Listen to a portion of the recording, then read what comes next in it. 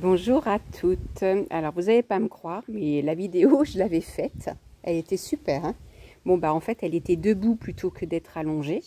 Et puis, il n'y avait pas le son. Donc, du coup, j'étais très embêtée. Je l'ai téléchargée, etc. Et au moment de la regarder, pof, gros problème. Du coup, je vous en refais une. Alors, forcément, il y a des étapes qui sont bien plus avancées que la première vidéo que j'avais faite. Mais c'est pas grave, ça ne nous empêche pas du tout de continuer. Et donc, voilà, normalement, vous en êtes là. Vous en êtes au central, où vous avez fait donc vos jardins de grand-mère avec les petits médaillons, les petites pastilles en velours un petit peu ocre ou pas, ça dépend, hein, certaines ont fait des belles versions. Donc voilà, vous avez votre centrale, vous avez votre roue géante avec tous les jardins de grand-mère en lainage. Et puis autour, il y a, vous voyez, hop, j'ai fait un petit, alors oui, elle voulait voir mes petits ongles là, la cocotte. Et ben voilà, tu vois, là, c'est pas terrible pour aujourd'hui, mais justement, c'est pas grave. Donc ici, on a tout un cadre de velours tout autour. Voilà, donc tout autour, hop, il y a un petit cadre de velours, ce qui vous donne cet effet-là. Voilà. Et nous, ce qu'on va travailler, c'est la bordure, cette bordure-là. Et quand on regarde, en fait, il va nous falloir 6 bordures. Donc, une d'un côté et donc sur les 6 côtés la même bordure. Donc pour ça, il vous faut faire d'autres jardins de grand-mère en lainage, toujours avec le petit cœur de velours au milieu. Et donc ces jardins de grand-mère, il vous en faut donc 24 supplémentaires. Voilà, parce que, non pas 24, qu'est-ce que je raconte, 3 fois 6, 18, oui non c'est vrai, on ne peut pas être brodeuse et forte en maths. Hein, donc voilà, 18, 18 jardins de grand-mère supplémentaires pour la bordure. Quand vous allez les faire, vous allez les coudre de cette façon. Alors c'est bête, je vous avais fait toutes les étapes, une à une. Bon bref, allez, c'est pas grave. Donc vous allez les coudre. Comme ça, vous voyez, vous allez les coudre par 3 en enfilade. Et ensuite, là-dessus, vous allez placer un verre au milieu et vous allez tracer de part et d'autre 2 arcs de cercle.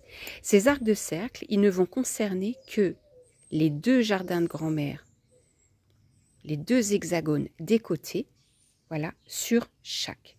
Et ensuite, quand vous aurez fait tous ces petits traits, vous allez pouvoir faire une guirlande en coton perlé au point d'épine de part et d'autre, ce qui va donc vous donner ça. Vous voyez la petite guirlande en point d'épine, c'est celle-là, hein, c'est celle qui est au milieu. Et une fois que la guirlande de point d'épine elle est faite, eh bien vous allez pouvoir y placer ce fameux petit ruban vol au vent polyamide. Léa l'a beaucoup utilisé dans ses broderies, c'est ce qu'elle appelle le suave. Et donc celui-ci, il est tout coloré avec des couleurs extraordinaires. Et vous allez pouvoir les placer au point lancé, hein, vous ne vous embêtez pas, en simple, au point lancé tout autour. J'en reviens au point d'épine. Le point d'épine que vous allez faire, vous allez utiliser un coton perlé avec un autre petit fil fin associé. Alors moi, évidemment, j'utilise mes fils fins de la box Florali avec les petits Mako de chez Aurifil ou les Lana de chez Aurifil. Et donc voilà, vous allez vous faire une aiguillée. Et qu'importe si votre aiguillée, elle s'arrête ici ou là, une fois que l'aiguille est terminée, vous en préparez une autre d'une autre couleur et vous allez continuer. Ne cherchez pas à faire une couleur de ce côté-ci, une couleur de ce côté-là. Non, laissez jouer le hasard et vous verrez que ça donnera un très joli ensemble.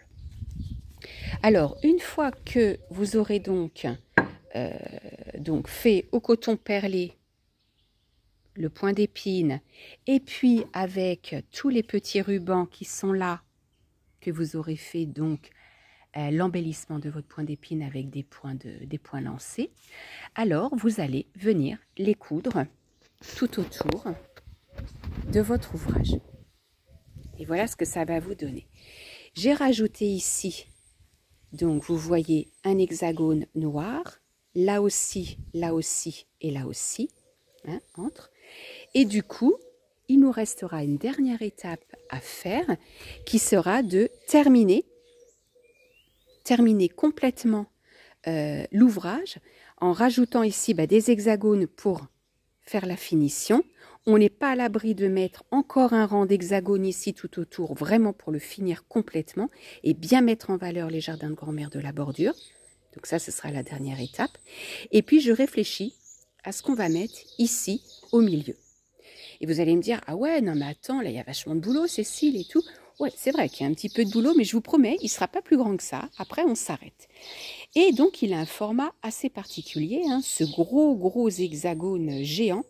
Mais l'avantage, c'est que comme il est grand, imaginez ici la longueur qu'il y a. Je ne sais pas combien il y a, mais moi, je dirais qu'il y a bien, ouais, c'est ça. Et au final, on aura dans les 40 cm. Et bien, 40 cm, c'est pile poil ce qu'il faudra pour une petite tringle et pouvoir le suspendre. Voilà. Bon, j'espère que cette vidéo un petit peu spéciale vous aura quand même éclairci. Voilà, je vous fais des très gros bisous. Et puis bah là, c'est parti. Je vais rouvrir la boutique. Donc, à très vite et à tout de suite. Et vous trouverez des petites fournitures et des petites nouveautés supplémentaires dans la boutique. Voilà, je vous embrasse très fort les filles.